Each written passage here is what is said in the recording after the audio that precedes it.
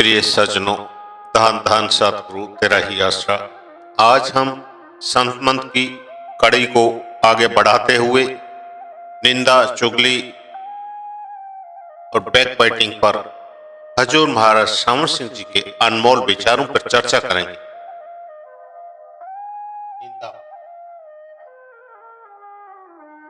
संत मंत्र में रूहानी तरक्की के लिए अवगुणों का त्याग करने और गुणों को धारण करने का उपदेश दिया है। परमार्थी के जीवन का उद्देश्य दुनियादारों से अलग होता है। इस आदर्श को प्राप्त करने के लिए उसकी सोच, रहनी और करनी भी दुनियादारों से अलग होनी चाहिए। संत महात्मा सच्चे परमार्थी को निंदा के अवगुण का त्याग करने का उपदेश देते हैं, क्योंकि यह रूहानी तरक्की के रास्ते में बहुत बड़ी रुकावट है। निंदा के पीछे अहं का भाव छिपा होता है। जिसकी हम निंदा करते हैं उसे हम बुरा या छोटा समझते हैं और अपने आप को अच्छा या बड़ा समझते हैं। संत महात्मा हमें अपना दृष्टिकोण सुधारने की हिदायत करते हैं। वे समझाते हैं कि सबको पैदा भी एक ही प्रभु ने किया है और सबके अंदर उस प्रभु का ही निवास है।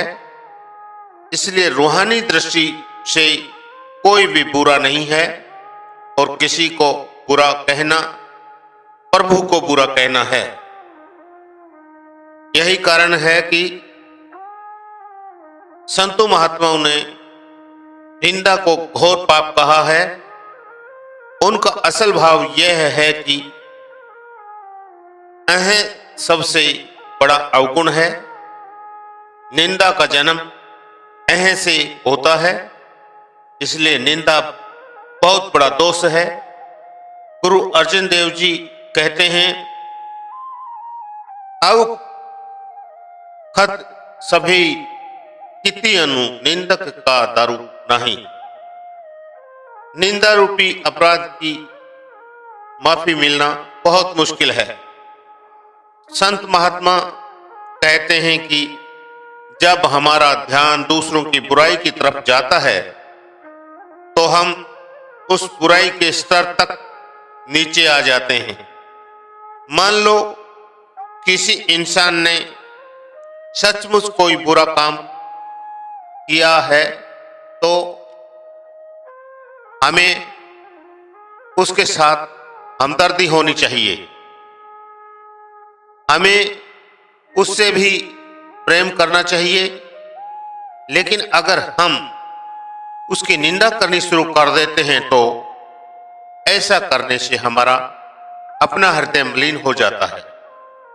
पुराने समय में दोषी को दंड देने के लिए उस पर पत्थर फेंके जाते थे। एक बार एक दोषी पर पत्थर फेंकने वालों की भीड़ जमा थी। एक महात्मा वहां से गुजरे। उन्होंने कहा कि इस पर पहला पत्थर वह फेंके जिसने अपने जीवन में कोई पाप नहीं किया। आपका भाव था कि हम सब अधूरे हैं, हमारे अंदर पापों और अपराधों के ढेर लगे हुए हैं। बजाय इसके कि हम दूसरों की निंदा करें, हमें अपने अंदर झांककर अपनी कमजोरियों और त्रुटियों को दूर करने की कोशिश करनी चाहिए। संत महात्मा समझाते हैं कि जिसकी हम निंदा करते हैं उसके अवगुण हम में आ जाते हैं और हमारे गुण उसमें चले जाते हैं।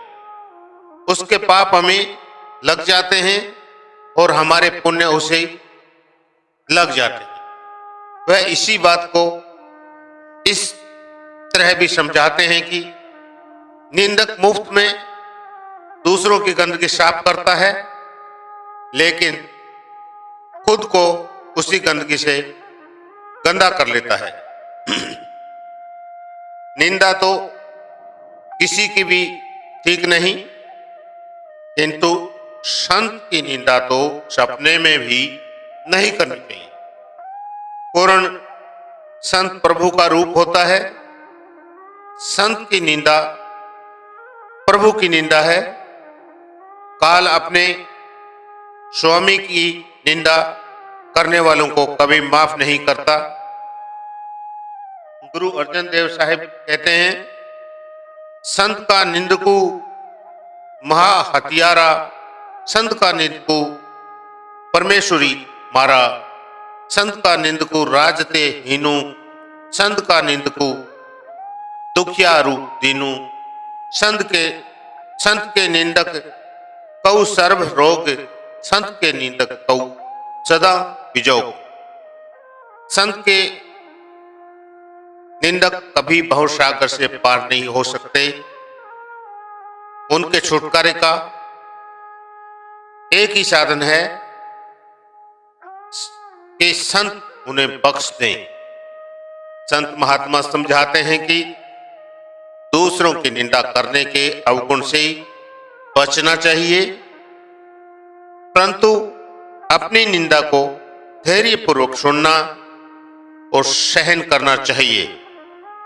संतों ने अपनी वाणी के अनेक प्रसंगों में निंदक को हमारा सच्चा हितैषी, मित्र और शुभ चिंतक कहा है। वे कहते हैं कि निंदक की बात का बुरा मानने की जगह निंदक का धन्यवाद करना चाहिए, क्योंकि इससे हमें अपने अवगुणों को समझाने और दूर करने का अवसर मिलता है और इससे हमारे कर्मों का नाश होता है। कबीर साहब कहते हैं, निंदक दूरी न कीजिए, तीजे आदर मान, निर्मल तन मन सब करे, पके अनाही आन।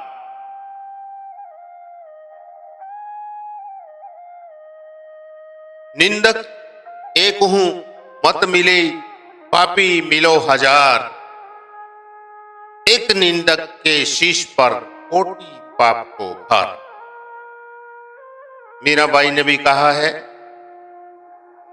निंदा म्हारी भले ही करजो, लेसी पल्लो बिछाए, बिना साबुन और पानी के सभी मेल धुल जाए। पलटू साहब भी कहते हैं कि निंदक जीवे जुगन जुग, काम हमारा होए, काम हमारा होए, बिना कोड़ी को चाकर, कमर बांधी के फिरे करे तहु लोक उजागर। उसे हमारी सोच पलक पर नाही बिसारी, लगी रहे दिन रात प्रेम से देता गारी। संत कहे दृढ़ करे जगत का भ्रम छुड़ावे, निंदक गुरु हमार नाम से वही मिलावे। सुनी के निंदक मरी गया, पलटू दिया है रोए, निंदक जीवे जुगन जुग, काम हमारा होए। संत चरणदास जी कहते हैं, साधो निंदक मित्र हमारा, निंदक के निकटे ही राख्यों, होन न देऊं नियारा, पाछे निंदा करी अर्ध थोवे, सुनी मन मिटे विकार। जैसे सोना तपी अग्नि में निर्मल करे सुनारा। प्रभु भक्तों का हृदय नम्रता से भरा होता है। उन्हें सपने में भी कोई बुरा दिखाई नहीं देता। वे भूलकर भी कभी किसी की निंदा नहीं करते। वे अपने आप को सबसे छोटा मानते हैं और बाकी सबको अपने से बड़ा मानते हैं। इसलिए वे अपनी निंदा करते हैं और दूसरों की प्रशंसा करते हैं। जिस हृदय में निंदा की दुर्गंध है, उसमें अभी प्रभु भक्ति की सुगंधी उत्पन्न ही नहीं हुई है। निंदा के रोग से ऊपर उठने का एकमात्र इलाज प्रभु भक्ति और नाम की कमाई है। पूर्ण संतों की संगति और उनकी बताई हुई युक्ति के अनुसार नाम की कमाई करना सब तरह के मनोविकारों और निर्मलताओं का एक ही उपचार है।